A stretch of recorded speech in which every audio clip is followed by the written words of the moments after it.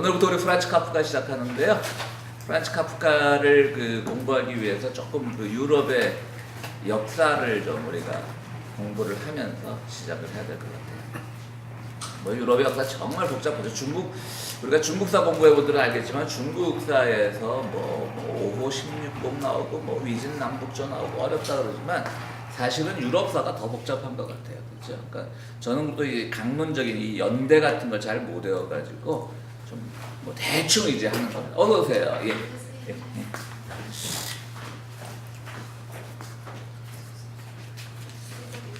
예. 이쪽으로 오세요. 예. 일단 우리가 뭐 유럽 하면 일단 로마죠. 로마사죠. 사실 이때까지는 로마사.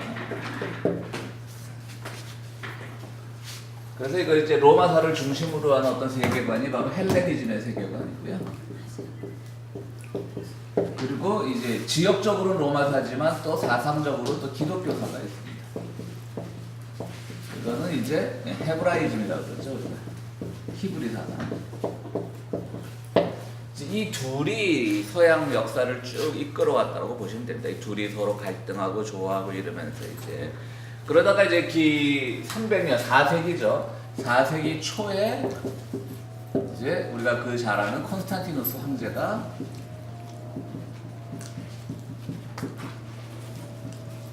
기독교를 공인을 하면서 이제 로마 제국이 더 점점 더 발전을 하게 되는 것이죠.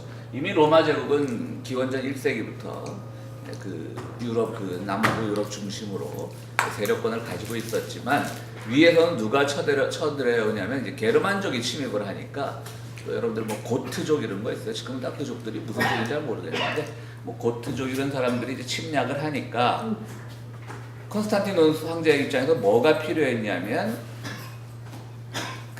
진짜로 싸워줄 용사들이 필요했던 거예요. 지난 3, 4세기 동안 너무 로마가 그야말로 팍스 로마나라고 로마의 평화 시대라고 사람들이 군기가 많이 빠져 있었던 거죠. 속된 말로 군기가 많이 빠져 있었는데 이제 전쟁을 새롭게 치르려니까 군사가 모자라는 거예요. 로마의 주류들만 가지고는 전쟁을 할 수가 없으니까 가만 보니까 기독교인들이 열성적이거든요. 기독교인들이 열성적이니까 기독교인들을 전쟁에 끌어낼 필요가 있었던 거예요. 그래서 기독교인들을 전쟁에 끌어내기 위해서 이 전쟁에 승리하면 기독교를 로마의 종교로 공인한다. 이렇게 해가지고 기독교인들을 끌어들인 거죠. 그게 이제 교회의 목사들의 설교단이나 신부들의 이제 강론단으로 옮겨오면 어떻게 되는 거죠? 콘스탄티노플 황제가 어느 날 전쟁에 나서는데 하늘에 십자가가 보여가지고 하나님께서 이 전쟁을 승리로 이끌 테니 너희는 이제 기독교를 공인해라. 그런 계시를 이제 콘스탄티노 황제가 받았다라고 하죠. 이제 목사들의 그 워딩이고 실제로는 자기가 군사가 필요했던 거예요. 기독교인이라고 하는. 뭐 사실 우리가 아브라함 링컨 대통령을 존경하는 것도 흑인 노예 해방을 해서 존경하지만 실제로는 그것도 남부와 갈등을 하면서 남부 쪽에는 북부 백인들을 양키라고 좀 아래로 보고 남부 쪽은 프랑스 색지 약간은 유럽 본토의 어떤 귀족적인 분위기가 있었고 북부 쪽은 아무래도 영국에서 건너온 건달들 뭐 이런 사람들이 왔던 것이고 그리고 남부는 아무래도 농경이 발전했고 북부는 공장지대가 발전을 했었으니까 상대적으로 남부를 해체시키기 위해서는 농장을 해체시켜야 되는 것이죠. 농장을 해체시키려면 흑인 노예를 해방을 시켜야 돼서 남부의 생산 근원인 생산 노동력을 해체를 시킬 게 필요했던 거죠. 그러니까 링컨이 노예 해방을 선포해서 결국 남북 전쟁이 일어난 겁니다. 결과적으로는 훌륭한 분이죠. 하지만 이제 그것도 사실 따지고 보면 다 자기의 이익과 지역적인 이익과 그런 것들을 위해서 흑인을 이용했던 거고요. 뭐 조금 다른 얘기지만 언젠가 얘기했지만 미국에서 1910년대 초에 20세기 초에 여성의 참정권이나 여성의 사회 참여가 이제 비로소 인정이 되었죠. 여러분들 흑인 남성보다도 여성 백인이 더 늦게 참정권을 부여받았습니다. 미국에서. 그럼 여성 인권 운동사, 페미니즘 역사에서는 미국에서 여성들이 참정권을 보장받는 게 굉장히 획기적인 사건이지만 사실은 그때부터 무슨 일이 일어났냐면 여성들을 산업 현장으로 끌어낼 수 있었던 겁니다. 야, 너희들 가정에만 있지 마. 일해야지. 너희들도 남자들하고 동등한 지위를 가졌는데. 그런데 어떻게 끌어내는 거죠? 동일한 임금을 주지 않죠. 그것은 곧 여성 노동력이 싸기 때문에 여성 노동력을 싼 값의 노동력을 사용하기 위해서 그들에게 참정권이라고 하는 어떤 당근을 던졌던 것이죠. 홍당무를 던졌던 겁니다. 그런 게 다른데 역사는 어떤 걸 보더라도 다 그렇게 좀 다양한 우리가 해석에 할 수 있는 부분들이 다양하게 있습니다. 다시 로마사로 돌아가서 컨스탄티누스 황제가 기독교를 공인한 것은 하늘에서 정말 십자가가 보였을 수도 있겠지. 목사가 거짓말이라고 그럴 수는 없는 거고. 그렇지만 어쨌든 기독교 군사력이 필요했던 거고요. 보니까 용감하거든. 막 사자굴에 들어가서도 막 신앙 지킨다고 싸우고 끝까지 이러니까. 그래도 이제 기독교를 공인을 하게 되는 거죠. 이 과정에서 이제 4세기 말에 아주 재미있게 콘스탄티누스 황제가 전쟁을 너무 해서 그런지 지금의 터키의 수도인 이스탄불, 당시 이름으로 비잔티움으로 수도를 옮깁니다. 로마가 비잔틴 시대가 되는데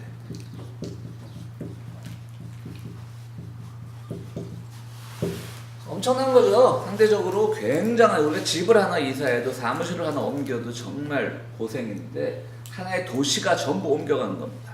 한국같이 작은 나라에서 행정도시 옮긴다고 몇 년째 정치적 갈등이 있었는데 이거는 당시 세계 최대 왕국인 로마 제국 전체가 다 옮겨가는 겁니다. 그래서 비잔틴으로 가면서 여기 이제 동로마라고 하는 동로마 제국이 형성이 되는 겁니다. 그래서 이 과정에서 이제 이쪽을 우리가 서로마 제국이라고, 남아있는, 로마 중심으로 남아있는 것을 서로마 제국이라고 부르게 되는 것이고요. 컨스탄틴이라고 하는 그런 대단한 권력자가 사라짐으로 말미암아 서로마 제국은 당황하게 되는 거죠. 그렇기 때문에 여기서는 바티칸을 중심으로 교황권이 자리 잡을 수 있었던 겁니다. 오늘날 우리가 유럽 역사 공부하다 보면 교황의 권력이 굉장히 세잖아요. 아비뇽 유수가, 아비뇽 유폐가 몇 세기지? 한 10세기 초라고 치면 교황권하고 세속 왕권하고 싸움이 붙어갖고 프랑스의 아비뇽으로 교황청이 도망을 가죠. 그래갖고 한동안 또 아비뇽의 교황청이 하나 있고 바티칸에 하나 있고 두 교황청 시대가 또 한 200년 지속된 적이 있습니다. 그냥 제 기억은 한 10세기 초, 11세기 그때쯤으로 알고 있는데, 하여튼 대황제가 없어지니까 쪼만쪼만한 왕들이 걱정이 되니까 자기들끼리 조그만 이 제후 국가들끼리 하나의 큰 서로마 제국은 형성을 했지만 그걸 총괄해 줄 만한 왕이 없는 거예요. 그러니까 일종의 연방제 같은 형태로 서로마 제국이 형성이 됐는데 그걸 총괄해 줄 왕이 없다 보니까 당시에 교황이 거기서 이제 막강한 임무를 띠게 되는 거고, 이쪽으로 가서는 이제는 세속 왕권과 종교적 권력을 다 주게 되는 겁니다. 동로마 제국에서는. 그게 오늘날 이제 동로마 제국에서 내려온 게 바로 이제 정교회라 그러죠. 정교회. 그래서 그리스 정교회, 뭐 있습니까? 러시아 정교회, 이렇게 쭉. 정교회는 이 서로마 제국의 교황권과 달리 하나의 교회 안에 모든 것이 포함된, 세상의 각 한국 카톨릭이든 미국 카톨릭이든 교황권 안에 다 포함된 것과는 달리 정교회는 각 지역마다 독립성을 가집니다. 그러니까 교황이라고 하는 게 없습니다. 각 지역의 교회 수장은 있지만 교황이라고 하는 건 없습니다. 그래서 지금의 예전에 우리가 유고 연방이라고 부르던 나라들 지금은 다 이제 해체돼서 세르비아, 슬로베니아 이런 나라들, 유고 연방이 그렇게 큰 나라, 큰 반도도 아닌데도 그 안에 지금 7개인가 나라가 있잖아요, 그죠? 세르비아, 슬로베니아, 요새 또 여기 크로아티아 막 관광지로 막 뜨잖아요, 그죠? 한국에서 뭐죠? 꽃보다 할배가 아니라 뭐지? 하여튼 아줌마들이 여행 간대죠, 거기가 여배우들이, 그죠? 네, 그래서 한국 관광객이 그렇게 많답니다. 이런 나라들도 다 조그만 나라인데 다 정교회 안에 포함된 게 아니라 세르비아 정교회, 슬로베니아 정교회 다 이렇게 정교회는 지역별로 된 거냐. 그러니까 교황권이라는 게 자리 잡을 수가 없었던 것이죠. 근데 이제 서로마 제국이 점점 이제 제국들이 이 조그만 이 제후국들이 막 커지다 보니까 교황권이 이제 겁이 났던 거죠. 그래서 7세기경인가 제가 연도는 잘 못 외웁니다. 그러니까 대충 알아들으십시오. 틀릴 수도 있습니다. 7세기경이니까 아예 신성 로마 제국이라는 걸 만들어 버린 거죠. 그러니까 완전히 로마 제국은 이제 하나님의 나라가 돼버린 거예요. 신성 로마 제국이라고 이름을 붙이게 되는 겁니다. 예, 어서 오세요. 예. 신성 로마 제국이라는 걸 만들어 버리게 되는 겁니다. 재밌는 게 이제 이제 이슬람이 막 세력이 커지면서 쭉 이제 서구를 점령하기 위해서 이제 막 하나씩 막 오게 되는 거죠. 근데 만약 이슬람이 그때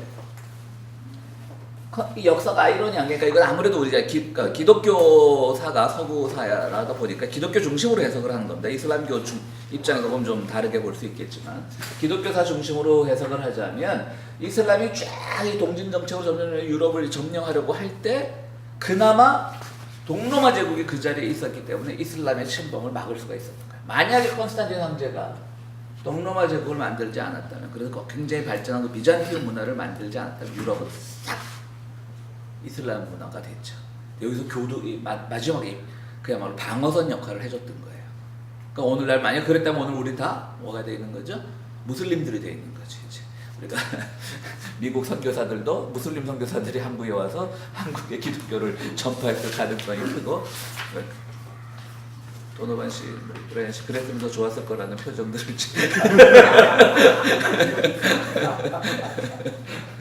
이렇게 되는 겁니다. 그러면서 이제 동로마 제국은 또 나중에 결국 또 이 오스만 투르크한테 넘어가죠. 어쨌든 오스만 투르크한테 넘어가면서 지금의 터키가 되고, 그게 이제 넘어가지만 그 이상까지 서부 유럽, 중부 유럽을 막아내는 데 큰 역할을 했던 거고요. 그리고 신성 로마 제국은 이제 나폴레옹 이제 명령만 계속 유지해 오다가 말이 로마 제국이지 뭐 누가 이제 제후국들이 그 로마 제국의 명령을 듣겠어요. 그러니까 각자 도생을 하는 거지, 나라들이. 각자 도생을 하다 결국 이제 그 프랑스의 나폴레옹 때 신성 로마 제국 완전히 막을 내리게 됩니다. 그 과정에 신성 로마 제국이 아직 나폴레옹이니까 뭐 한 18세기 정도 되겠죠. 그때 이제 마지막 때 막을 내리는데, 그 중간중간에 이미 이제 이름만 있는 그 허수아비가 이제 그 신성 로마 제국이었고요. 그 과정 중에 우리가 이번에 와인 강자면서 많이 들었던 그 30년 전쟁.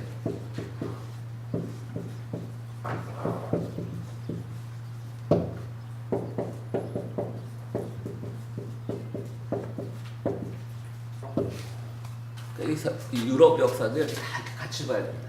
1517년에 종교개혁이 일어납니다. 그런데 종교개혁이 일어났던 건 뭐냐면 전체적으로 신성 로마 제국이 힘이 있었다면 사실은 안 일어난 거죠. 못 일어나는 거죠. 근데 신성 로마 제국이 이미 힘을 다 잃은 상태이기 때문에 독일을 중심으로 이제 어떤 개신교, 마틴 루터, 올해가 이제 종교개혁 500주년이라 굉장히 큰 행사들을 많이 하는데요.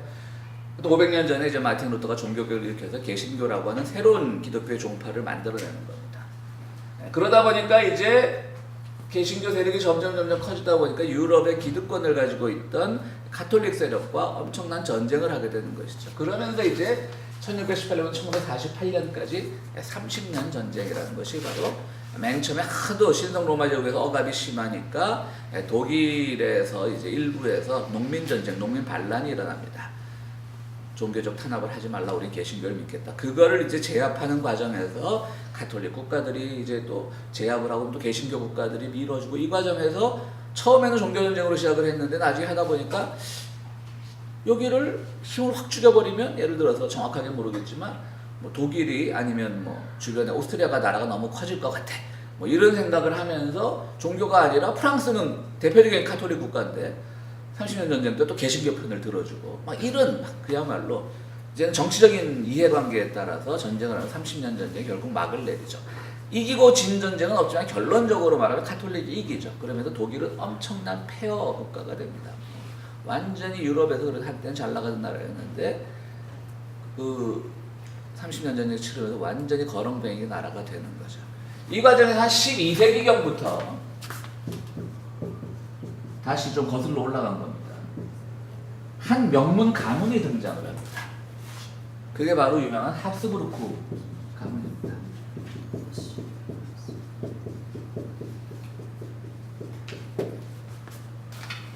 아주 명문가인 거죠, 명문가. 그러니까 이들은 어떤 민족주의적으로 한 나라를 먹는 게 아니라 그 가문이 중심이 돼갖고 그야말로 요즘 재벌들처럼 문어발식으로 각 나라를 그냥 다 전체 체제 자체를 뭐 잠식하는 건 아니지만 각 나라의 왕실을 다 이렇게 결혼 관계나 이런 걸 통해서 혹은 군사적 위협을 통해 가지고 이것을 다 이제 하나씩 합스부르크 가문이 유럽의 가장 큰 강자로 부각이 되는 겁니다. 그러면서 당시에 그러니까 프랑스 이쪽 라틴 쪽 문화 빼고 독일 뭐 이쪽 오스트리아 이쪽은 주로 독일이 셌었는데 30년 전쟁을 치르면서 독일이 완전히 망가지니까 합스부르크 가문이 그 지역에 그 체코 뭐 그다음에 뭐 세르비아 뭐 슬로베니아 이런 지역에 실권을 지게 되는 거죠. 합스부르크 왕가가. 그래서 합스부르크 왕가가 1914년 요즈음에 완전히 망하죠. 이때까지 거의 6, 700년을 이 유럽의 동부 유럽의 최강자 가문으로 등장을 합니다. 그래서 우리 합스부르크 얘기 많이 들어봤잖아요. 자, 그러면서 이제 이 합스부르크 가문이 자기네 본거지는 어디로 삼았냐면 오스트리아로 삼았던 겁니다. 근데 지금 여러분들 여행해 보신 분들은 알겠지만 오스트리아는 굉장히 작은 나라거든요. 언어는 독일어를 쓰고 있지만. 그러니까 이제 나는 그런 생각을 해요. 우리는 뭐 요즘 고대사 좋아하는 분들 뭐 만주벌판 다 우리 거였다 그러고 막 그러는데 오스트리아는 실질적으로 중세 근대사에서 이 동부 유럽을 다 가지고 있다가 지금 조그만 나라가 되어 있으면 참 그 국민들은 조상 탓을 할까? 그 나라 역사 시간에 공부하면서 뭘 배울까 그런 생각은 해요. 제가 좀 많이 아쉬울 것 같아요, 그죠? 그 나라를 다 뺏기잖아요. 자, 이렇게 하면 이제 합스부르크 가문이 엄청나게 커지게 되는 겁니다. 그런데 유럽 속담에 이런 게 있다 그래. 오래 살고 싶으면 오스트리아로 이사를 가라. 그럼 요즘 같으면 뭐 어느 지역 가면 무슨 뭐 오키나와인가 어디 가면 사람들이 뭐 유산균을 많이 섭취해서 건강이 좋고 뭐 불가리아 어디 장수 마을이 있고 이런 건강적인 차원이 아니라 오스트리아는 무조건 세월이 느리게 흐른다는 거예요. 그러니까 세월이 느리게 흐르니까 사람들이 오래 사는 것처럼 느껴질 수 있다는 거죠. 그러니까 지금은 이미 19세기 말이면 현대가 시작됐는데 근대가 시작이 되었는데 합스부르크 왕가를 중심으로 한 그 지역 세력들은 여전히 중세를 살고 있는 거예요.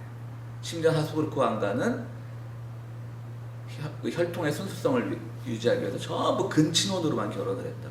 그러니까 근친혼으로 결혼하니까 또 신체적으로 결함을 가진 왕세자들이 태어나고 막 이름에도 불구하고 고집을 하는 거예요. 그러니까 예술은 또 엄청나게 발전을 했죠. 뭐 그런데도 변화를 하지 않는 겁니다. 그런데 점점 이 세상은 변하고 점점 나라는 뺏기고 뭐 이러는 과정 중에서 여전히 그 지역 사람들은 계속 뭔가를 이제 적을 만들어야 자기네 문화를 유지 보존하기 위해서 적을 만드는 거예요. 한국의 보수 기득권 세력들이 빨갱이를 적으로 만들어서 자기들의 그 기득권을 유지하는 것처럼 적으로 만들어야 되는데 이때 등장한 적이 뭐냐면 바로 유대인인 겁니다. 유대인을 적으로 만들어야 되는 겁니다. 그래서 이제 그 유대인을 적으로 만들면서 당시 그 마지막 때 19세기 말에 빈 시장이 엄청난 반유대주의자였어요. 결국 히틀러가 다 이런 데서 영향을 받았어요. 히틀러도 사실은 그 빈에서 공원에서 그 초상화 그려주면서 먹고 살던 사람이었거든요. 그럼 그 키도 조그맣고 그 별볼일 없는 양반이 공원에서 팁 받으면서 초상화나 그려주고 있는데 보고 있으면 참 유대인들 막 금융업에 종사해갖고 막 떵떵거리고 살면 얼마나 보기 싫었겠어요, 그죠? 이게 저것들이. 그러니까 그 빈 시장의 사상이 그 히틀러한테 굉장히 영향을 미쳤죠. 엄청난 그 반유대주의자였습니다. 이 당시에 또 어떤 책이 나왔냐면 시온의정서라고 하는, 이거는 우리 고대사 좋아하시는 분들한테는 죄송하지만 그 한단고기하고 3일 신고는 그거는 전 친일사학파 그건 위서입니다. 위서 가짜입니다. 오해하지 마세요. 제 한국 고대사를 폄하하는 게 아니라 그건 이미 한국 사학계에서 위서라고 판명된 거죠. 위서도 언제적 위서냐? 20세기 중반 위서예요. 거의 일제 말인가 쓰여진 위서예요, 사실은. 김웅 선생님 고대사 좋아하시는데 죄송합니다. 최근에 우연한 경우에 그 유튜브를 통해 가지고 홍산 문화를 소개받았는데 홍산 문화가 결국은 그뭐 환단 고기가 그걸 말하는 게 아니라 항상 그 홍산 문화가 한 7천, 8천 년 전에 나타났던 게 그 카본 데이트가 나타났어요. 그런데 거기서부터 줘야 돼. 그리고 그 사람이 보여주는 하나는 그 도자기가 빗살 모양의 도자기가 있대요. 예. 그 도자기 모양은 절대로 중국 본토에서 나타나지 않는데요. 근데 어디서부터 나타나냐면은 그 홍산 문화에서 동쪽으로 가면 항구를 통해 가지고 일본에 남습니다. 그다음에 이것이 북쪽으로 통해서 오라텔 통해서 돌아가게 됩니다. 근데 그것을 보더라도 그때 그게 나타난다는 거죠. 그걸 보면 홍산 문화가 있었다는 거. 7, 8년 전에.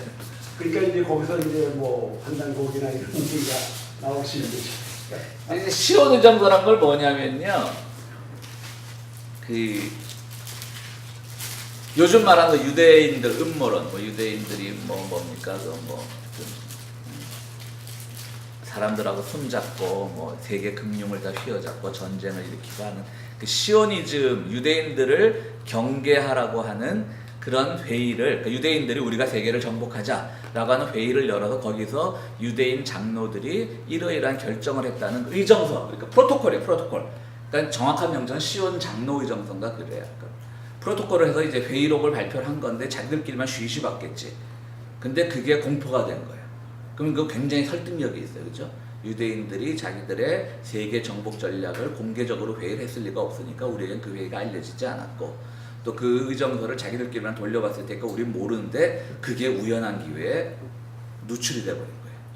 유출이 돼버린 거예요. 그래서 그걸 보고 유럽인들이 유대인에 대한 반감을 막 가지게 되는 겁니다.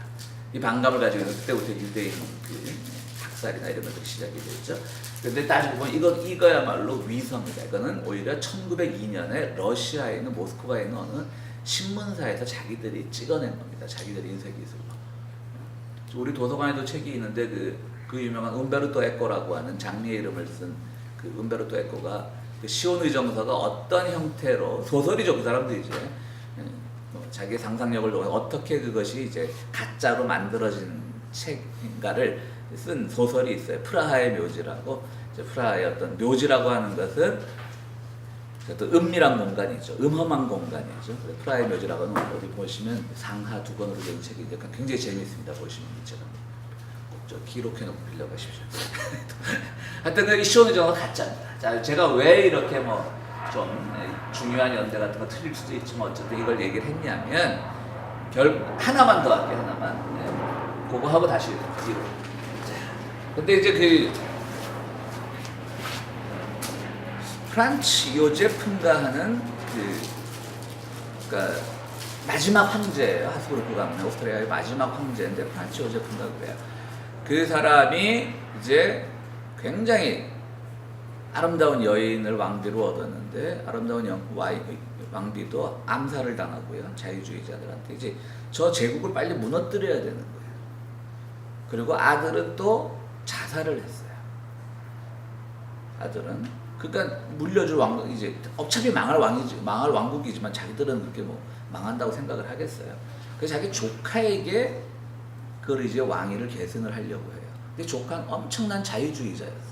근데 조카는 어떤 생각을 했냐면 이제는 합스부르크 가문을 중심으로 하는 절대 왕정의 시대는 끝났으니까 우리가 거느리고 있는 뭐 세르비아니 이 슬로베니아니 크로아티니 이런 데를 다니면서 또 독일 일부 또 프라하죠. 체코 다니면서 이제 각 나라의 독립성을 유지하되 연방 정부를 만들자라고 하는 오늘날의 미국 연방처럼 그 생각을 하고 첫 번째 방문지로 바로 세르비아의 수도인 사라예보를 방문을 합니다.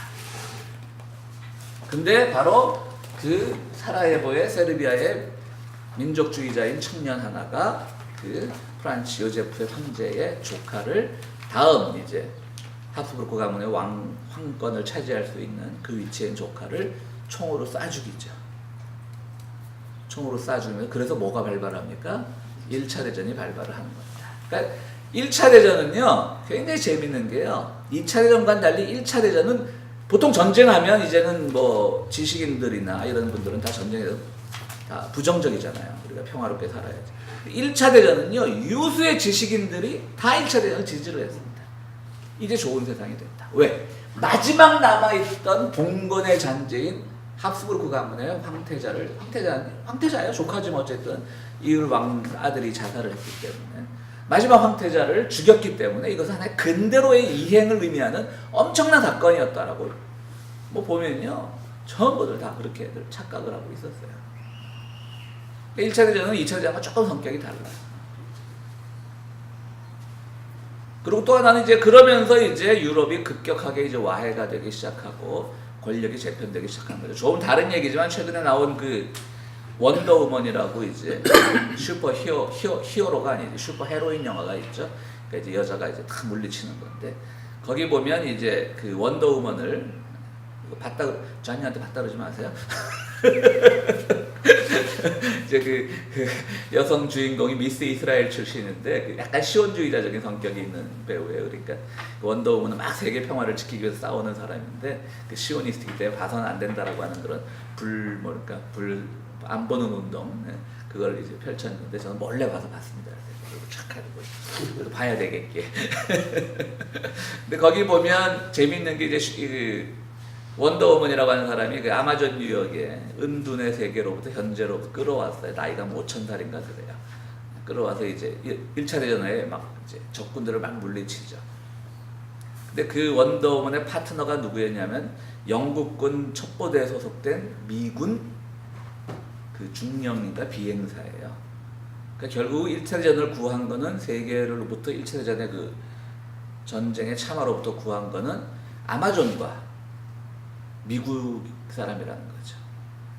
그러니까 사실은 2차 대전 때는 미국의 역할이 굉장히 컸던 건 사실이지만 1차 대전 때는 미국이 참전했어요, 막판에.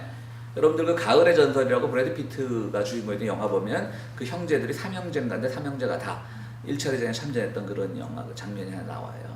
그 형은 뭐 전사하고 그래서 브래드 피트가 돌아왔는데 자기 형수랑 뭐 눈이 맞고 막 이런 비슷한 영화인데 어쨌든 1차 대전에서 미국의 역할은 굉장히 미미했는데 원더우먼 보니까 이제 1차 대전도 미국 그것도 공군 대위인가 뭐 소련인가 하나가 다 세계를 구했더만요.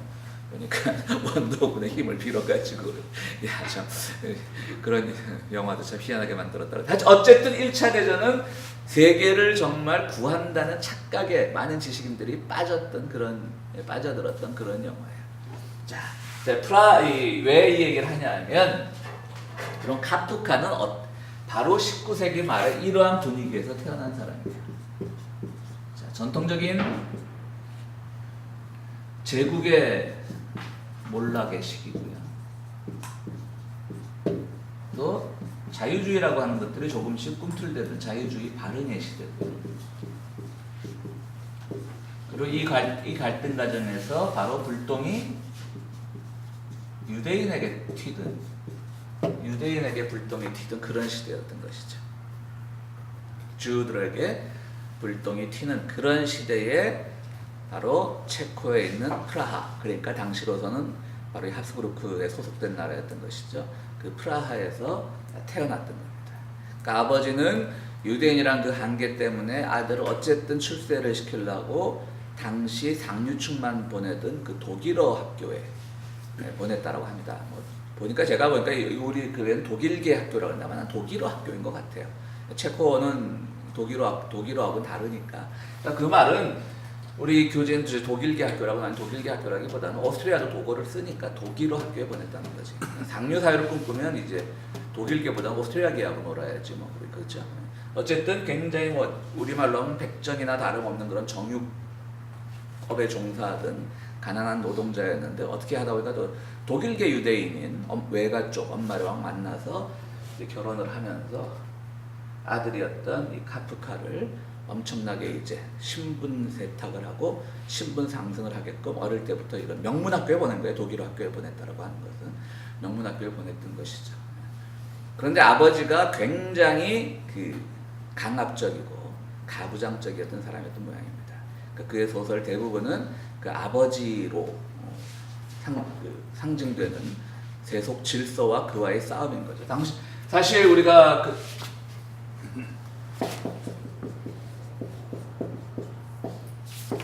프로이드 같은 사람들이 바로 어떤 유일신 신앙을 유럽 사회 어떤 가부장 사회와 연결시켜 있잖아요. 분명히 비슷한 시대니까 아마 카프카도 프로이드의 학설에 대해서 알고 있었을 겁니다. 그러는 과정에서 자기 아버지는 결국 이 사회를 지탱하는, 이 사회가 만들어 놓은 괴물 같은 사람인 것이죠. 그러다 보니까 결국은 아버지를 상대로 해서 아버지를 상징으로 하는 이 사회와의 싸움, 그리고 사회에 적응하지 못하는 자신, 이런 것들을 이제 소설에 많이 담게 되는 겁니다. 그 과정에서 아버지가 뭐 우리나라 그때도 마찬가지였나 봐요. 우리나라만 그런 게 아니라 법대 가라, 법학 공부해라. 그래갖고 이제 뭐 할 수 없이 이제 법대를 가게 되는 것이죠. 그런데 뭐 그 법이 전공에 잘 안 맞았던 모양이에요. 그러니까 이제 아버지 앞에서는 법학을 공부한 척하고 몰래 이제 창작 활동을 하게 되는 거죠. 거기서 그 유명한 그 사람 이름이 누굽니까? 막스 브로트라고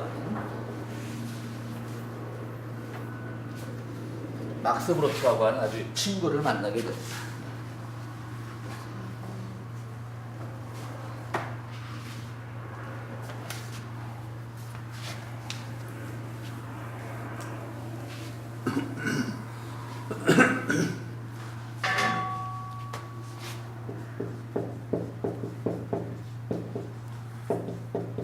책에다 나오는 이름입니다. 막스 브로트는 왜 유명하냐면 카프카가 일찍 죽잖아요. 뭐 여러 가지 폐결핵도 앓고 이러면서 일찍 죽으면서 친구에게 유언을 합니다. 내가 죽은 다음 내 그 미출강 원고들은 다 불태워달라고. 근데 막스 브로트가 친구를 배신을 하죠. 친구 죽은 다음에 불태우지 않고 다 출간을 합니다. 그래서 오늘날 우리가 카프카를 알게 된 거죠. 막스 브로트 덕분에. 근데 막스 브로트도 뭐 이 카프카만큼은 유명하지 않지만 당시로선 꽤 필력을 인정받는 작가였다고 합니다. 근데 두 사람이 어떻게 친해졌냐면 막스 브로트가 어느 날 강연에서 당시에 이제 인기를 끌기 시작하던 지난번에 우리가 공부했던 니체를 주제로 강의를 했습니다. 그래서 니체를 주제로 강의를 했는데 막스 브로트는 그의 세계관을 짐작할 수 있는 거겠죠. 니체를 그 강의 중에 미친놈이라고 칭했다는 거죠. 그러니까 아무래도 좀 보수적인 시각이었겠죠. 그러니까 카프카가 끝나고 따졌다는 겁니다. 니체가 왜 미친놈이냐. 결국 한동안 설전을 벌였다는 거예요. 한쪽은 미친놈, 한쪽은 천재. 그러다가 친해졌다는 것이죠. 그러니까 이 사상가들은 또 논쟁적 지향점은 달라도 이렇게 친해질 수가 있는 모양입니다. 그렇게 친해져서 이제 막스 브로트가 끝까지 그 옆을 지키고 마지막에는 미출한 원고까지 다 이제 책으로 만들어서 오늘날 카프카를 만들게 되었던 것이고요. 그러면서 이제 카프카는 아까 말씀드렸던 그 또 하나 프라하라고 하는 오늘 그 프라하를 여행해 보신 분들은 아시겠지만 가다 보면 그 프라하 성이 있습니다. 언덕 위에. 근데 뭐 돈을 좀 내면 그까지 가는 셔틀버스를 타도 되지만 가난한 배낭여행객들은 거기 걸어 올라갑니다. 걸어 올라가면 굉장히 힘듭니다. 이제 이렇게 또막한 게 이제 거의 남산끝까지 걸어 올라가는데 그 올라가면 저는 그때 한번 그 생각을 했어요. 야, 참 여기 혼자 올라가다 보면 소설 한 편 나오긴 나오겠다. 그 성에 올라가면서 카프카가 성이라는 소설을 썼거든요. 그래서 그런 생각도 해봤고요. 어쨌든 그 프라하라고 하는 도시 아름답지만 또 유구한 역사를 가지고 있지만 동시에 프라하 자체도 이미 정치적인 결정권은 전혀 없는 합스부르크에 속한 그런 나라. 그런데 그들은 그 안에서조차 또 하나의 마이너리티인 유대인. 그리고 그 아버지는 지금은 돈을 많이 벌어서 아들을 막 법학 공부하는 걸 밀어주지만 실제로 그 배경은 가난한 도살꾼. 그러니까 고기 잡는 사람, 도살꾼. 그렇지만 또 그 돈으로 끊임없이 자기 아들을 통해서는 신분 상승을 꿈꾸던 가부장적인 아버지. 그리고 사회 분위기로는 제국은 몰락하는데 아직은 제국의 대안이 무엇이 될 건가에 대해서는 대안이 나오지 않았던 시대. 그러면서 한쪽에서는 자유주의적인 그런 열풍이 막 나왔던 시대입니다. 여러분들 그 당시 그 합스부르크 마지막 시대에 오스트리아 아주 유명한 화가 클림트라고 있습니다. 클림트 아시죠? 그 유명한 그림, 그 우산 같은 데 많이 그려져 있는 키스라고 하는 그림. 찾아보셔야 한번 키스. 기병 씨 알죠? 클림트는. 근데 여러분 그 키스라는 그림을 보면 한 가지 재밌는 사실이 있습니다. 뭐가 재밌죠?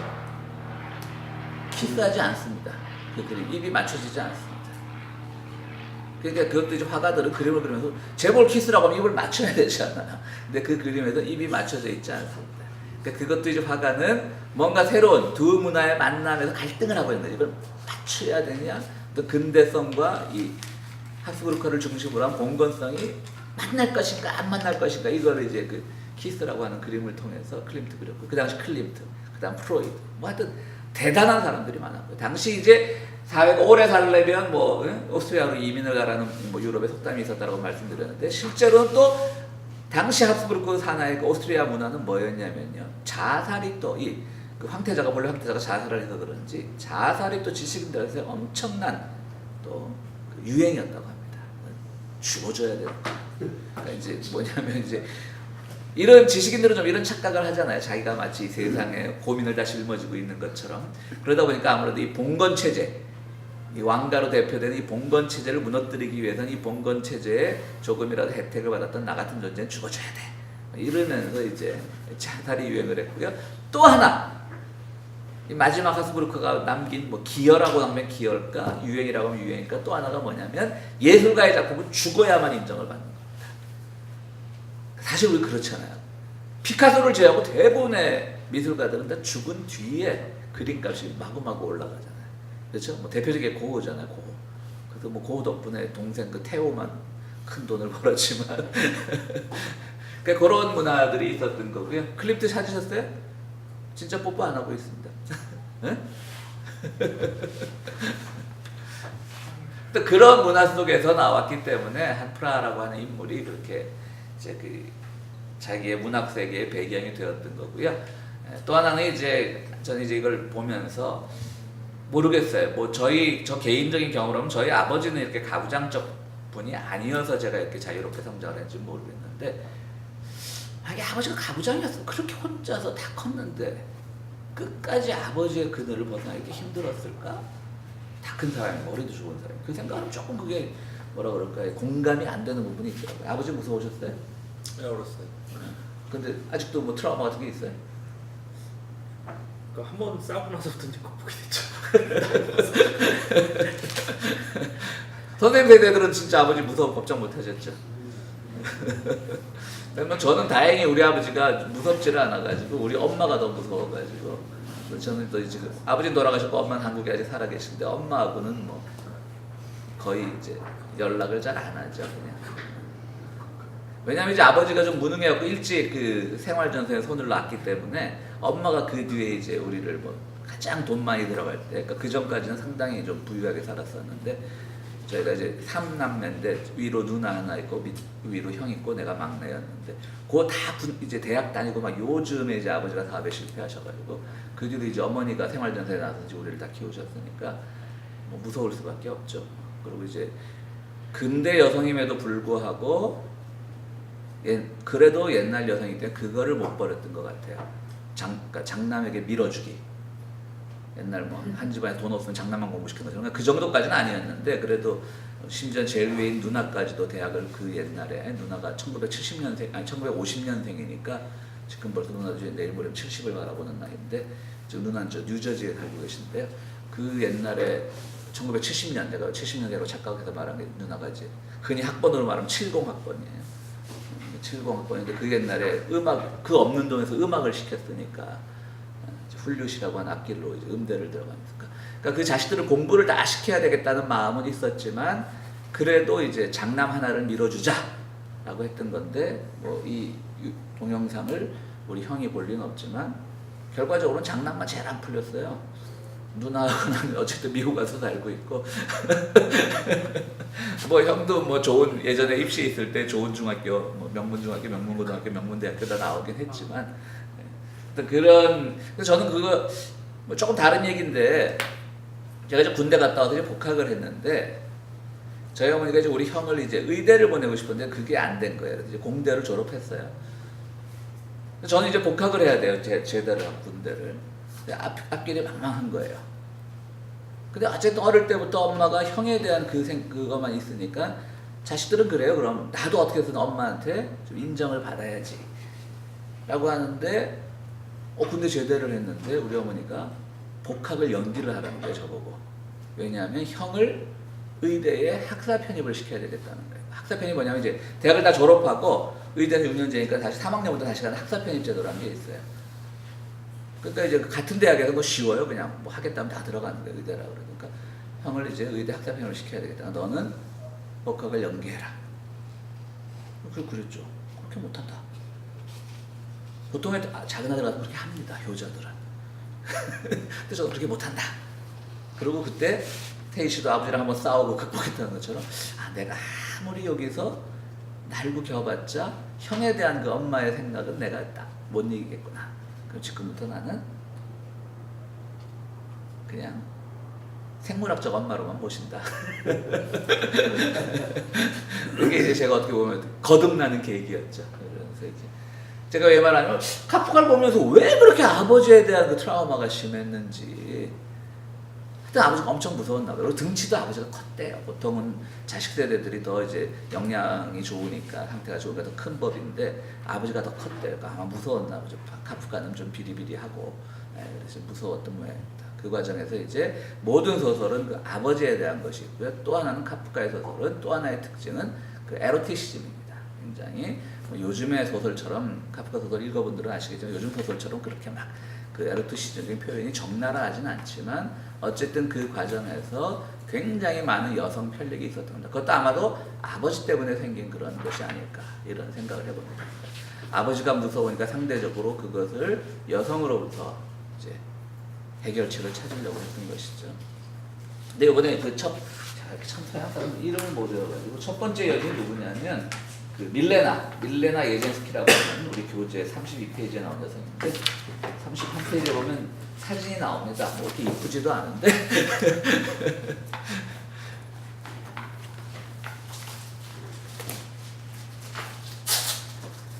그 밀레나 예젠스키하고 카프카가 근데 이제 엄청난 사랑을 나누는데 이 책에서는 카프카가 에로티시즘에 대한 어떤 환상을 갖고 있으면서 본인 자체는 엄청난 그 겁쟁이 일종의 소극적인 사람이었기 때문에 그들의 사랑이 이루어지지 않았다고 이렇게 표현을 하는데 내가 어느 책에서 보니까 실제로 둘은 육체적으로도 엄청난 사랑에 빠졌던 관계입니다.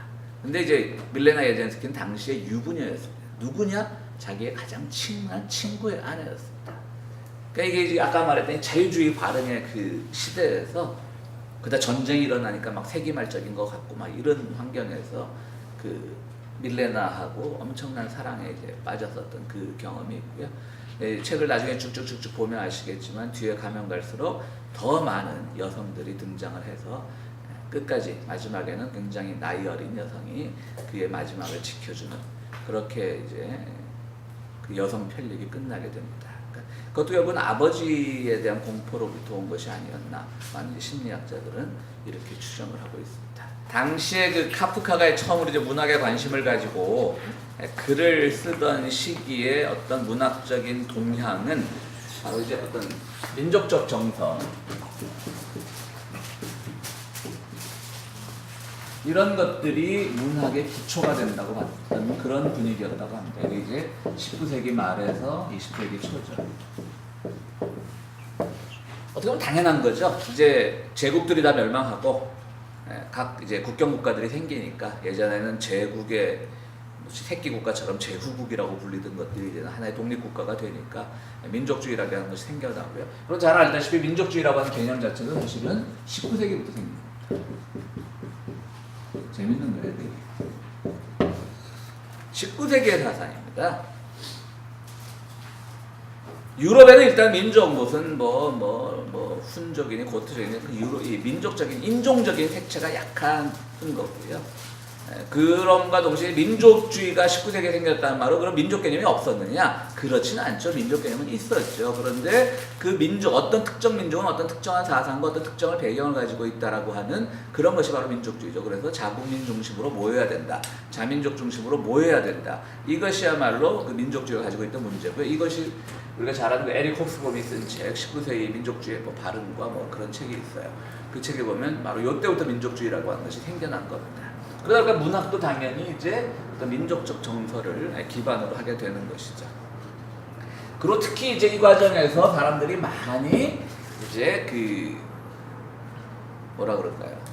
반면교사로 삼았던 것이 뭐냐면 바로 이제 성서였던 겁니다. 자, 봐라. 성서라는 게 이제 히브리 역사가 아니냐. 히브리 역사가 결국은 그 민족적인 것에서 결국 그 큰 오늘날의 기독교라고 하는 것의 배경이 되지 않느냐. 그러니까 우리 체코면 체코, 어디면 어디, 이런 것들도 결국은 세계적으로 펼쳐나갈 수 있다라고 하는 사상들이 요때 생겨난 겁니다. 이게 하다 보니까 지금 생각하다 보니까 바로 고대사 부분과도 합쳐지는 부분이 있는 것 같아요. 근데 여기서 이제 이 문학 수업을 들으면서 카프카는 이건 아니다라고 느꼈다는 거죠. 오히려 더 어떤 보편성, 문학에 있어서 보편성을 추구했다는 겁니다.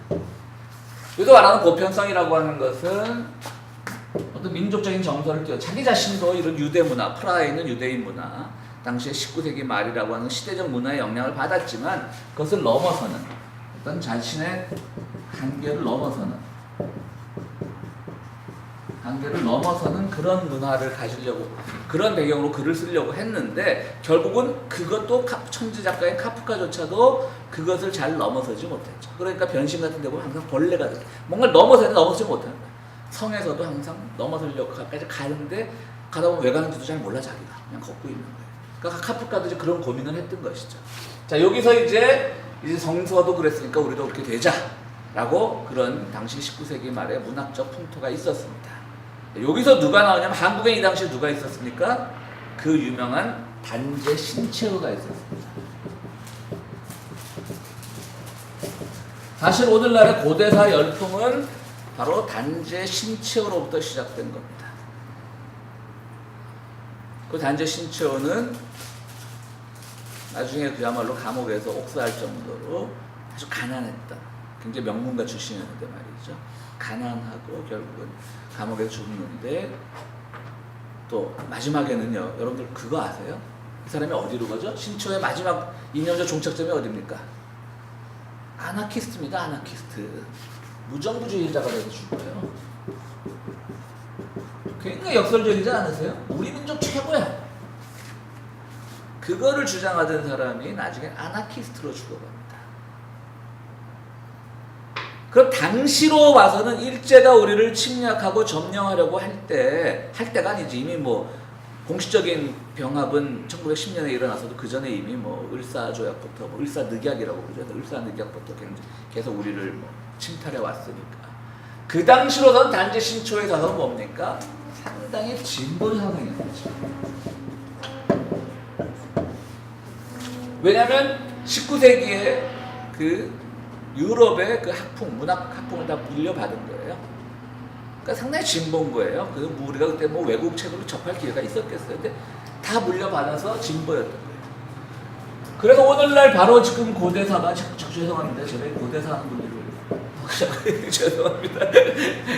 오늘날 고대사와는 그러니까 오늘날 고대사 하는 분들이 단재 신채호 봐라. 이분도 독립운동하지 않았느냐. 그러니까 오늘날 고대사도 결국 우리가 진보운동과 만날 수 있다. 그러니까 한국의 진보도 굉장히 골치 아픕니다. 사실 이건 이 우익 세력들이 해줘야 되는데 한국 우익 세력들은 성조기를 흔들잖아요. 이게 무슨 우익이에요. 그러니까 사실은 이건 우익 세력들이 해줘야 되는 건데 한국은 뭐예요? 대부분 소위 말하는 촛불에 나갈 만한 그런 정서를 가진 진보 세력들이 지금 고대사까지 하고 있단 말이에요. 그러니까 이번에 문화부 장관 때 이제 도정환 시인 같은 사람들도 그런 사람이고 또 강단사학보다는 이 제야사학으로 이름을 날리는 이덕일 씨라고 있어요. 그 양반이 그 첫 책이 뭐냐면 송시열과 그들의 나라라고 하는 아주 명절을 썼죠. 한국의 오늘날의 모든 그 파벌 문화는 사실은 송시열로부터 시작된 것이다. 그러니까 오늘날 우리의 모든 기득권은 다 송시열계가 쥐고 있다. 그러니까 그건 뭐냐면 서인 계통의 노론들의 노론. 아직도 한국의 지배 세력은 노론 문화라고 하는 것이 굉장히 반향을 일으켰는데 사실은 그것도 좀 틀렸어요. 사실. 요즘 그래서 이덕일 씨가 그게 한계에 부딪히니까 고대사 쪽으로 튼 거예요. 왜냐하면 한국의 지금 기득권 세력 중에 제일 기득권 세력을 뺏기지 않으려고 하는 게 누굽니까? 누구의 후예들일까? 박정희의 후예들이거든요. 근데 박정희의 가문은 거슬러 올라가면 남인계예요. 남인. 여러분 남인 아시죠? 정조 때 좀 잠깐 권력을 잡았던. 그리고 실학, 그렇죠? 그 실제적인 실사구시의 학문이라서 유교를 제해석한 실학을 선구자들이 남인이고요. 우리가 잘 아는 다산 정약용 같은 사람, 한국의 최고의 천재였죠, 그야말로. 그런 사람들이 다 남인이고, 그 다음에 그들이 성리학, 주자학으로 사회를 개혁하는데 한계를 느끼니까 그들이 제일 먼저 앞장서서 바로 천주학을 받아들이잖아요. 그러다가 결국은 순교를 많이 당하고, 그러나 모든 사람들이 순교당할 때 얼마나 아꼈으면 다산 정약용한테는 막 가서 사정을 하잖아요, 왕실에서. 제발로 그냥 학문적으로만 봤지 이 천주시리나 이런 책들 학문적으로 봤지 네가 신앙했다고만 말하지 마라. 그럼 넌 살려줄게. 그래서 살잖아요. 얼마나 본인은 그게. 그러니까 사춘형인 뭐 정약전이나 이런 사람들 다 이제 뭐 사약 받고 죽고 뭐 귀한 것에 죽고 막 이러는데 정약용 살려주니까 정약용 이제 배교를 한 건데 지금 가톨릭에서 정약용을 성인 저기 자기들 배교하지 않은 걸로 쳐요. 본인 얼마나 괴로웠겠어요 그 과정에서. 이렇게 사는 게 사는 건가. 어쨌든 일단 제가 이덕일 씨 얘기를 하다가 사실은 박정희 그러니까 오늘날의 한국의 면면이 흐르는 보이지 않는 한국의 그 디시전 메이커들은 사실은 서론 계열이 많은 건 사실일 거예요. 그런데 이병철, 즉 이건희의 아버지 이병철도 남인 계열 집안이에요. 심지어는 이명박도 거슬러 올라가면 남인 계열의 피가 좀 흘러요. 사실 따지고 보면 그건 의미가 있나? 네? 그건 의미가 있나? 그게 이 시골에 가면 의미가 있어요. 우리는 그런 건 안 따지지만. 자, 그런 게 있어요. 어쨌든 신채호는 그걸 진보의 입장에서 독립의 입장에서 했는데 자기가 봐도 이건 아니었던 것 같아요. 그러니까 마지막엔 아나키스트로 가거든요. 오늘날 고대사 하는 분들이 이제 신채호가 진보기 때문에 우리도 진보라고 말은 하지만 사실은 오늘날 고대사는 자칫 잘못하면 선생님 말씀하신 것처럼 중국이 동북공정이나 이런 것들을 강조하면서 그거를 중심으로 한반도를 병합하려고 한다. 그렇기 때문에 우리도 우리 나름대로 역사책을 가져야 된다. 역사연구를 해야 된다. 이제 그 논리가 고대사 하는 분들인데 자국에서 개발된 논리로 다른 나라를 잡아먹을 시대는 이제는 아닌 거죠. 그러니까 그거는 일단 어렵다고 봐야 되는 것이고 또 하나는 바로 그러한 위협을 또 전혀 우리가 무시할 수 없기 때문에 실제로 물론 이건 중요합니다. 강단사학자만이 정통학자고 뭐 제야사학자는 학자가 아니고 그런 뜻은 아니지만요. 한국에서 강단사학자를 중심으로 고대사 연구하라는 게 발족을 해가지고 10권짜리 한국 고대사 전집을 노무현 정권 말기부터 시작이 됐습니다. 엄청난 돈이 투자가 돼가지고. 그런데 이명박 때 예산이 줄더니 박근혜 때 그 지원 사업이 중단이 됐습니다. 그래서 그 돈이 어디로 갔냐면 지금 제야 고대사학 하는 분들한테 간 거예요. 그러니까 요즘 유사사학이라고 해요. 유사사학. 그 사람들은 그냥 으쌰으쌰 우리가 최고다 막 이렇게 가는 거야 무조건. 그러니까 물론 우리가 사학, 역사를 공부할 때 실증, 즉 역사적 사료가 있는 것만으로 사학을 하는 시대는 지났죠. 그러니까 실증사학은 사실은 현대 사학을 방법론을 제일 먼저 도입한 서울대학의 전신인 경성제국대학 사학과 교수들에 의해서 실증사학이 들어왔으니까 오늘날 실증사학을 중시하는 분들을 또 이제 고대사학 하는 분들이 저것들은 친일사관이다 라고 하는 말은 반은 맞고 반은 틀리죠. 전혀 틀린 말은 아니지만 어쨌든 한국에 근데 그런 모든 학문은 다 친일이에요. 사실 따지고 보면 어쨌든 근대 학문이라는 게 우리가 인정하기 싫어도 뭐 경성대학으로부터 시작이 되는데 어떡할 거예요. 맞잖아요. 그렇잖아요. 그런 점에서는 조금 우리가 저는 뭐 거슬러 올라가면 뭐 수메르 문화도 우리가 주인이었다고 그러고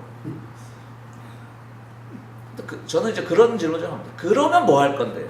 지금 그런 예? 그러니까 지금의 진보 우리가 역사를 진보적으로 풀려면 지금의 진보는 오히려 오늘날의 문제 특히 우리가 분단 이후에 일제 분단을 겪으면서 청산하지 못한 친일파 문제, 분단으로 인한 빨갱이 문제 이런 것들을 역사학적으로 발굴해내는 게 더 저는 시급하다고 보는 거죠. 물론 고대사학도 중요합니다. 우리의 역사가 길고 찬란하면 얼마나 좋겠어요. 근데 그러면 저거 전면 부정하는 건 아니지만 지금 우리에게 진짜 진보 사학이라고 하는 것은 오히려 근대사 중심이 돼야 된다. 근현대사 중심이 돼야 된다. 그리고 박정희도 지금 재평가가 아직도 안 되고 있잖아요. 박근혜가 장렬하게 지아버지 명예까지 다 안고 심청의 마음으로 인당도에 뛰어들었지만 아직도 나중에 심학교도 살아나잖아요. 또 박정희 살아날 가능성 아직 얼마든지 있습니다. 다시 박정희 사당이 꿈틀댈 가능성. 그러니까 요번 이런 기회에 정말 그 근현대사가 좀 더 연구가 돼서 친일 역사 또 소위 말하는 근대화의 어떤 박정희 역할론 같은 것들 또 분단으로 인한 빨갱이 이런 것들 우리가 요번에 극복을 하는 게 저는 더 필요하다고 보는 거죠. 우리가 훌륭한 과거를 가지고 있었다라고 하는 것도 물론 자랑스럽겠지만 그런 생각을 해봅니다. 그래서 단지 신채호가 아나키스트로 갔다는 게 이 부분이 이제 가장 오늘 고대사 하는 분들한테 그거를 아마 제시를 하면 좀 뜨끔할 거예요. 그리고 신처의 글에는 3일 신고나 환단고기가 하나도 나오지 않습니다. 그것이 위서가 아니라면 당연히 신처가 엄청난 사료를 수집을 하거든요. 중국 이쪽 다니면서 아시잖아요. 신처 전기 보면 고생 엄청 한다고요. 엄청난 중국 사료 다 보고 다 해서 자기만의 어떤 고대사를 정립을 했는데 거기에 환단고기나 3일 신고 얘기가 안 나옵니다. 그래서 이제 카프카도 그런 점에서는 민족적 정서가 강조되는 데서 어떤 보편성을 추구하려고 하는 문학으로 갔다라고 하는 것이고요. 아까 이제 선생님 질문을 다시 설명을 하면 물론 오늘날 기독교에 대해서 반기독교 정서를 가진 사람들이 히브리 역사인데 왜 그놈의 이스라엘 오늘날 말씀도 많이 이스라엘 역사를 우리가 하나님의 말씀이라고 공부해야 되고 목사들이 설교를 해야 되고 신부들이 강론을 해야 되느냐 그런 불만이 있는데 사실은 따지고 보면 제가 목사기 때문에 변호하는 게 아니라 따지고 보면 성서는 히브리 역사가 아니라 이미 이것은 헬레니즘이라는 걸로 재해석된 철학사예요. 철학사 사실. 왜 중세에는 신학을 철학의 어머니라고 그랬는지 아십니까? 성서를 읽으면 다 말도 안 되는 얘기잖아요. 그죠? 근데 그거를 말로 되게 만들어야 돼, 논리적으로. 그러면서 철학이 발전을 한 거예요. 그러니까 신학이 철학의 어머니인 거죠. 그리고 그거는 그럼 저는 왜 그러느냐? 그럼 저는 목사라는 사람이 그럼 너는 그러면 왜 목사를 하고 있느냐? 뭐 먹고 살 게 없어서? 뭐 솔직히 말하면 그것도 일부 있겠지만 그 철학적 작업이 재미있는 거 해석학적 작업이 오늘날 그것이 어떻게 우리 삶에 적용이 되고 여러분 우리가 아간뱅 공부할 때 삼위일체 좀 했지만요. 하나님이라고 하는 것은 물론 이스라엘의 하나님이었어요. 여호와는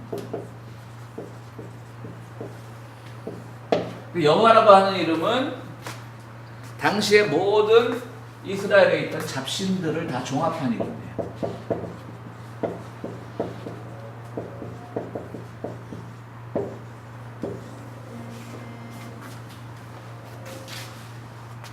잡신들을 다 종합한 이름이에요.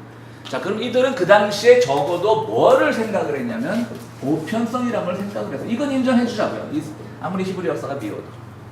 왜? 그들이 아는 세계는 그것밖에 없었어요. 중동의 세계밖에 없었어요. 그런데 보니까 중동 요만한 부족은 이 신을 믿고 요만한 부족은 이 신을 믿고 요만한 부족은 이 신을 믿고 그러니까 지들이 봐도 이건 아닌 거야. 신이라고 하면 어떤 보편적 권위가 있고 보편적 유일성이 있어야 되는데 이건 아닌 거야.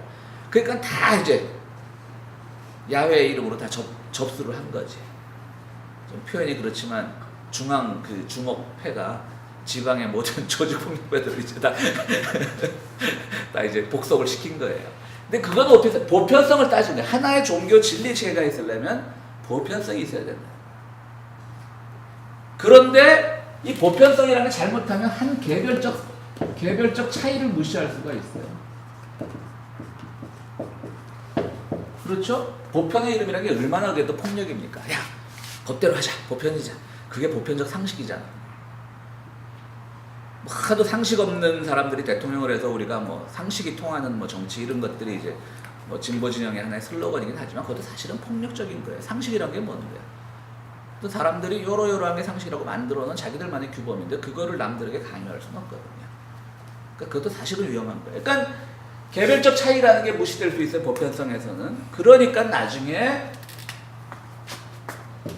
이제 중동 지역에 예수가 태어나는 거예요. 예수가 태어났는데 예수는 바로 2000년 전에 유대 땅에서 살던 하나의 개별적 인간이에요. 그죠? 그래서 그를 통해서 개별성을 강조를 한 거예요. 근데 그 개별과 보편이 만날 고리가 없으면 안 되잖아요. 보편 따로 개별 따로 놀면 세상이 되겠어요? 상식이란 건 분명히 있어야 되는데 모든 개개인에게 동일한 상식을 요구하는 것은 잘못이지만 그러나 그 사람이 가진 그 상식을 다 존중해 줄 때 그걸 또 종합할 수 있는 뭔가 있어야 되잖아요. 그게 보편과 개별의 어떤 갈등이에요. 그러니까 예수라고 하는 사람을 하나의 개별적 존재로 만들어 놨는데 이게 그냥 개별적 존재면 이것도 진리가 아닌 거예요. 그러니까 삼위일체 교리가 생긴 거예요. 예수는 하나님의 아들이 돼야 되는 거예요. 그러니까 이게 철학적으로 굉장히 아주 논리적인 겁니다. 진리를 찾는 데 있어서. 보편성을 강조하면 동시에 개별성을 강조하고 개별성을 강조하면 보편성을 강조합니다.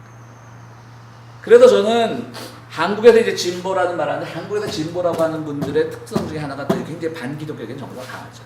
근데 그들이 아는 기독교는 뭐냐면 순복음으로 대표되는 그런 목사들, 엉터리 목사들, 그냥 뭐 11조 안 내면 지옥 간다 이런 엉터리 목사들을 기독교로 딱 적으로 상정을 해놓고 싸우면서 진보하면 그런 목사들을 상대하는 것을 진보, 반기독교하는 게 진보라고 하는데요. 그게 잘못된 거죠. 그 사람들은 기독교인이 아니에요. 그냥 성경에 보면 바알이라고 있어요. 농경신, 응? 출산의 신, 농경신. 그냥 조용기는 바알의 사제예요. 바알의 무당. 김홍도는 바알교의 무당이지 기독교가 아니에요. 진짜 기독교는 좋건 나쁘건 간에 어쨌든 지난 2000년 동안 엄청나게 고민을 해온 어떤 사상적 응집체가 가지고 있는 거예요. 그걸 우리가 긍정을 해야만 진보로 나가는 거예요. 왜냐? 여러분들 보세요. 우리 공부했던 사람들. 아감벤, 베냐민, 카프카 다 이 고민을 했던 사람입니다. 나는 지금 19세기 말 혹은 20세기 초에 유럽 어느 나라에 살고 있는 한 개별적 자연인이지만 내 사상, 내가 배운 걸로만 내 걸 했을 때 이것은 훌륭한 문학 작품이 될 수 없고 세상을 구제한단 말은 좀 그렇지만 어쨌든 세상에 내세울만 철학이 될 수 없으니까 그들은 또 어떤 보편적 질서를 끊임없이 찾는 거거든요. 카프카도 그랬고 아감벤도 그랬고 베냐민도 그랬고 베냐민의 짧은 글 중에 부활절 달걀이라는 책이 짧은 글이 있어요. 왜 재밌는지 아세요? 부활절 저도 읽진 못했어요. 제목이 왜 재밌는지 아세요? 베냐민 유대인 집안이에요. 유대인들은 예수가 부활 그런 거 안 믿잖아요. 근데 그 사람은 부활절 달걀을 그렇게 잠깐만요. 이렇게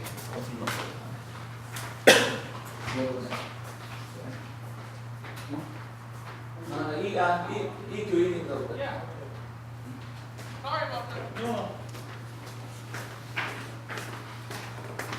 그런 거예요. 그러니까 우리가 오늘날 제가 뭐 목사라서 기독교 변증을 하는 것이 아니라 인정할 건 인정하자는 거죠. 그게 없이는 좋은 소설이 나오지 않는 겁니다.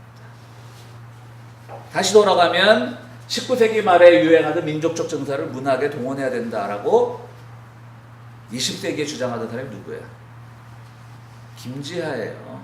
감옥 살다 나와갖고 뭐 율려 사상을, 뭐 율려라는 말도 개발을 했어요. 율려 사상. 초기만 해도 좋았어요. 진보신학, 민중신학이란 걸 할 때 저희가 70년대 후반에 대학 들어가면서 민중신학 책 하면서 김지하 책 읽고 막 속에서 부글부글 끓는 거예요. 감동을 받아가지고. 야, 우리의 민족적 민담이, 우리의 어떤 민담이라는 게 좋게 말해도 민담이지 옛날 이야기가 하나의 신학적 사유의 주제가 될 수 있다는 게 얼마나 20대 초반의 젊은 애들한테 그게 자극적이에요.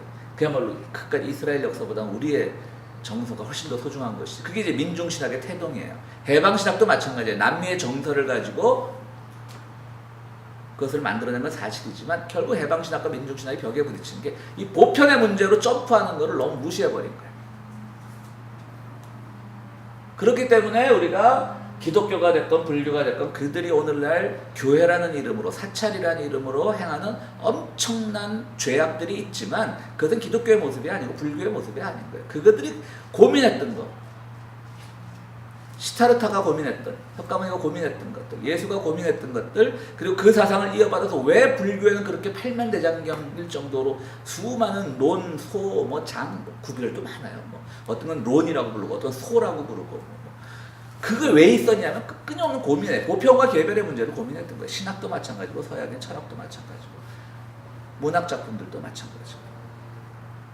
근데 우리는 기껏 해봤자 이 고민을 했던 게 누구냐면 참 미운 사람들이 고민은 딱 먼저 시작한 게 문제예요. 이 기독교의 보편의 문제를 그렇게 한국의 작가들이 막 반기독교적으로 소설을 쓰지 않고 기독교의 보편의 문제를 제일 먼저 썼던 건 사실은 김동리예요.